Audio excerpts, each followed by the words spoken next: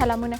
له څو ورځې وروسته افغانستانه پاکستان ته صادرات پیلیږي. په پاکستان کې د افغانستان سفیر وایي چې په دې اړه پاکستانیو چارواکو ورته ډاډ ورکړی دی. ولسي جرګې د بودیجې په مسوده کې راغلي تعدیلات رد کړل. په بودیجه کې دغه تعدیلات د حکومت له لوري د کورونا وایرس پر وړاندې د مبارزې په موخه راغلي وو. د غزني د والي ویان وایي چې په دې یک ولسوالۍ کې د طالبانو له لوري توغول شوي د هاوان مرمۍ 4 ماشومان شهیدان کړي او 3 نور ټپیان دي. کورنیو چارو وزارت وایي د پولیسو ځانګړي قطعې په کونړ ولایت کې د داعش د یو مهم غړي په ګډون د دغې ډلې 4 غړي نیولي دي.